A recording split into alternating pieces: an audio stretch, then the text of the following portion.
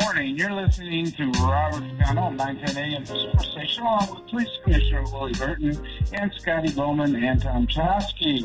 And we're fortunate to have again with us Dr. DrUmarJohnson, really known for education and for what he's been able to do within the African American community of making sure that the public start to understand the challenges that the community is facing. Dr. Johnson, I want to welcome you back to the show.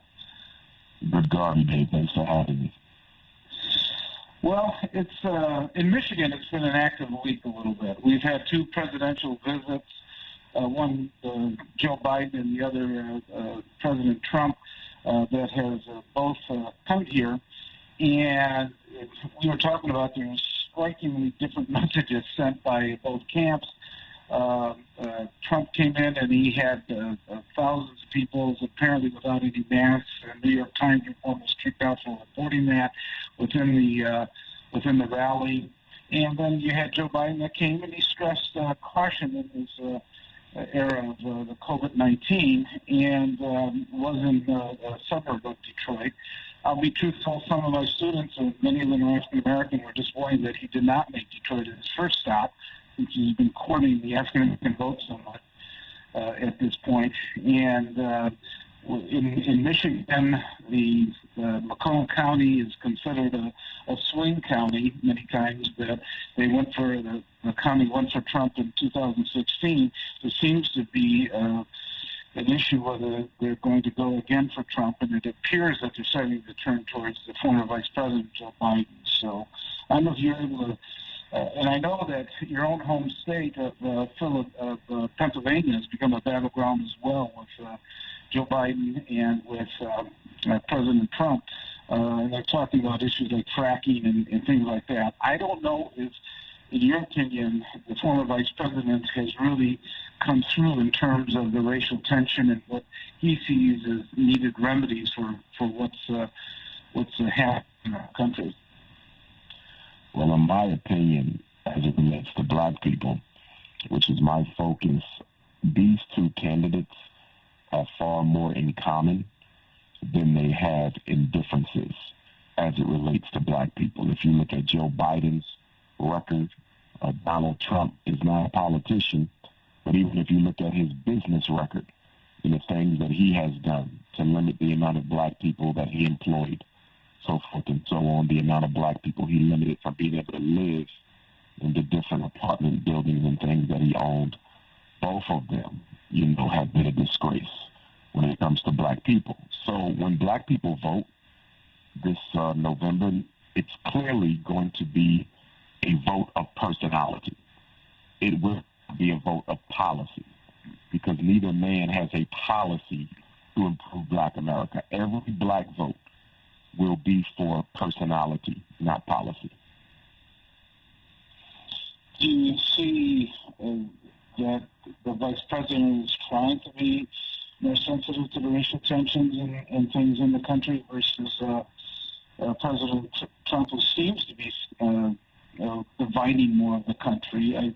I know that Joe Biden's running as trying to unify the country. Do you think that really resonates within the African-American community, or do they just see it as, quote, another politician who's promising something at election time? I think that, as with every other president, when it's time to cater to the black vote, they will tell black people whatever black people want to hear. And they have been very effective telling black people whatever black people want to hear. Joe Biden has introduced no program, not one at all, to deal with any of the major problems affecting us as a people: diseducation, mass incarceration, gentrification, police genocide, and access to wealth. No program from the red or the blue, from the Democrat or the Republican. So yes, for politically uneducated blacks, I'm sure that they are finding Joe Biden more appealing. But for politically educated blacks who care about the community, not just their own personal agenda, there's no way that you could see either candidate as being a friend of black people, especially when you look at the history. It's not what you say out of your mouth, it's what you do. And although Joe Biden has been in politics way longer than Donald Trump, his record is no better. So again, there'll be a vote for everyone says go out and vote, go out and vote. I have no problem with anyone going out to vote. I personally probably will not be voting for anyone other than myself on Election Day, because there's no way I'm going to cast a vote for either one of them. Neither one of them has any intent of helping black people. Have you filed a certificate of intent to run for office? Say that again. A certificate of intent, that's what you need to actually have on file for a vote for yourself to count. Your voice is a little blurry. Certificate of intent, write-in candidates, their votes are only counted if they have a certificate of intent on file with the state in which the vote is cast. At least in Michigan, that's how we do it. Okay. Well, most of the time when you vote, there's usually an opportunity for you to include the name of almost anyone. But I understand that can vary from state to state. For me, it's not really a big deal. If I'm able to vote for myself or vote for someone else, a vote of symbolic respect more than anything else. But at this point, I don't see myself voting for a Democrat or a Republican. Neither party has done anything for black people. Barack Obama, no law, not a single one, specifically designed to address any of the issues affecting black people. Well, there's more than two parties, though. Say that again. There's many parties on the ballot. Yes, there's many parties on the ballot, but we live in a country that is ruled by a two-headed monster. You've never had another president except for a Democrat or a Republican. And even with those other parties, if they are owned and operated by white people, they will never get my vote either. I do not vote for white candidates. And I don't vote for black candidates who are controlled by white candidates. And every black Democratic elected representative is controlled by the Democratic Party, which is why many of them have not been able to do much for the black community, and the ones who have had to fight. They've had to fight against their own party to be able to deliver something to black people. We need independent black political unions. We can build independent black political parties. But if black America is going to spend another 100 years choosing between which white person is going to do a better job for us, then we're going to be doomed. And you talked about one of the keys, it seems to be financial institutions to open up the line of credit and things like that. Do you see a path, though? Like, let's say the distinction between a Biden and a Trump is that on the Federal Reserve Board, if he puts people that are sensitive to the banks opening up lines of credit to people in cities and, for single mothers and things like that, wouldn't that be a step forward to helping the African American community actually, as you say, organize itself into, an infrastructure that will be able to support itself?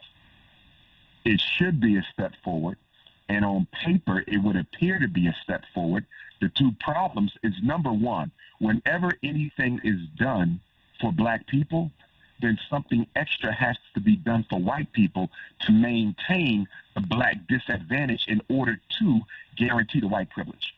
So inflation, for example, if you raise the minimum wage up, inflation automatically grows, which some economists would argue defeats the purpose of increasing the minimum wage. Because if you're going to increase the minimum wage by $2, but inflation is going to jump up 10%, then now you're actually making less now with the new minimum wage than you did under the old minimum wage. So we have to consider that whenever something is done that appears to look like it's helping black people, then something has to be done to extend white privilege even more. But the biggest problem is that it will not be done for black people.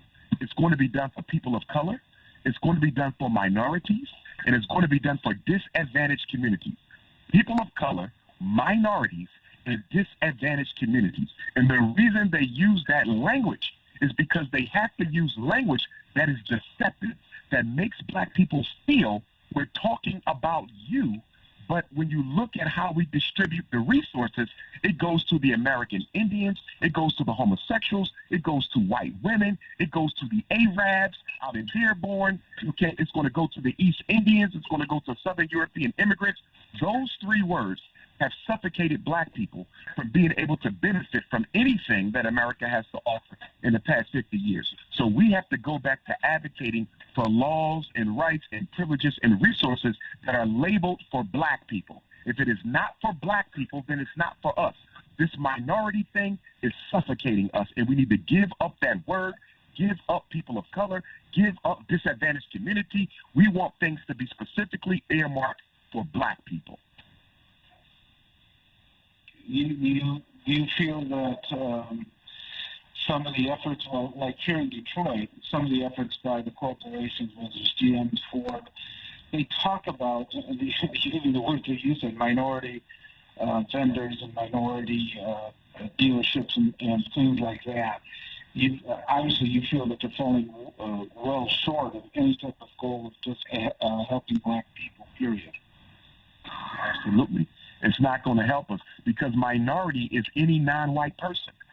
Any non-white person to include gender.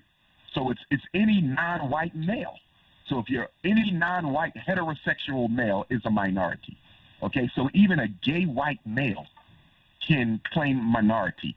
A white woman can be filthy rich. Hillary Clinton is a minority in America because she is a female. Oprah Winfrey is a minority in America because she is a female.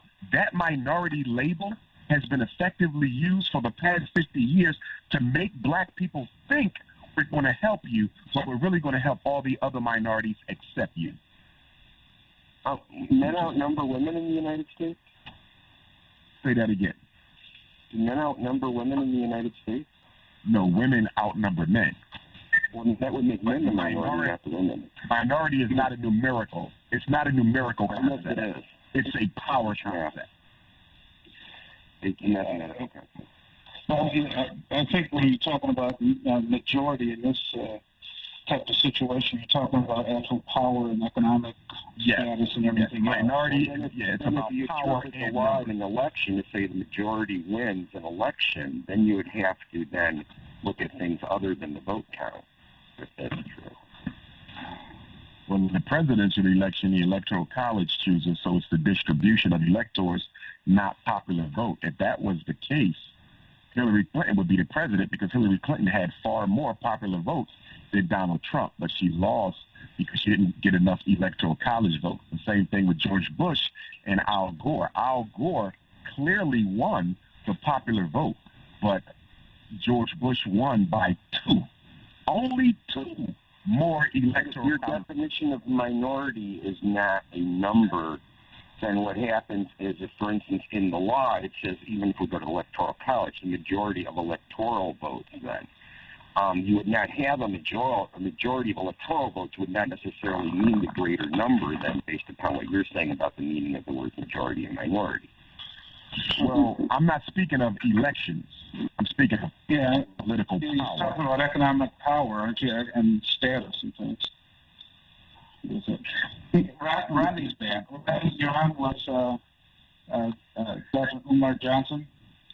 Hey, DR.UMAR, I had a question for you. I feel like every question that we throw at you, I feel like you got a great answer for it. I feel like you're real knowledgeable. I'm just amazed at how you don't just struggle with any of the questions. So my question for you is kind of like, what are the solutions? Because you touch base on a lot of topics on what's really going on. What are the solutions where somebody like myself, I'm a black business owner, I'm a supplier, I do have a few things that I'm trying to get on shelves as far as, in Walmart or different corporations like that, big box stores.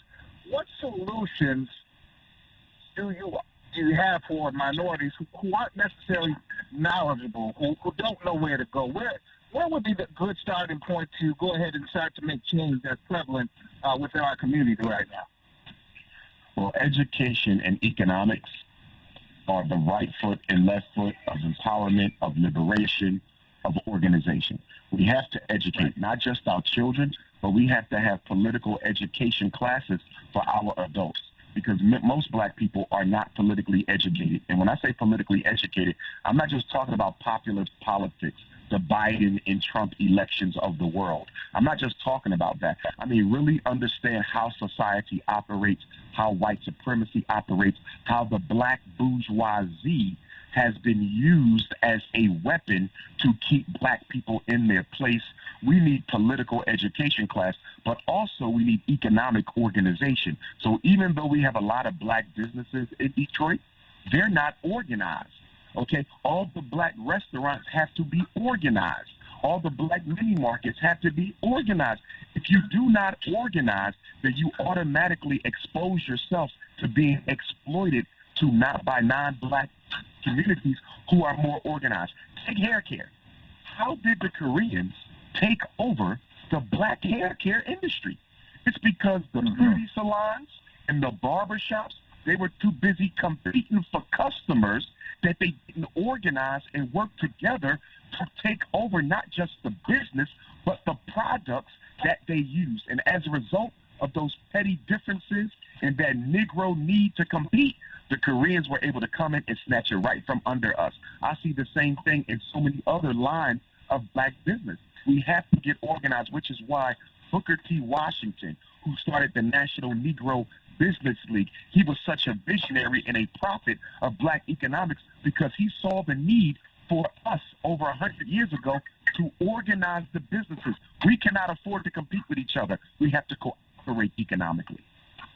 And I'm glad you brought that up, because, I mean, the key component to that is the only way that the black community is going to change their outlook and their place in the marketplace is to be suppliers. That's the only way that they're going to do it, because if they're not suppliers, we're going to be consumers, and we're going to always consume, and we're not going to get ahead, and we're not going to make any differences in the community. When you talk about politics, you don't look at the mayor running the city. I look at people like Dan Gilbert, people who are entrepreneurs, people who are buying, people who are creating jobs, people who are actually increasing the tax base. When you're an employee and you got that employee mindset, you can go ahead and develop that herb. You got to change that E to the herb, because you're never going to get ahead. You're going to always be down taxed outright. I mean, I think the tax is about 30%, but when I look at what I make as far as in my income, as far as my job, that's a totally different. But Dr. Umar, I appreciate you and everything that you bring to the table.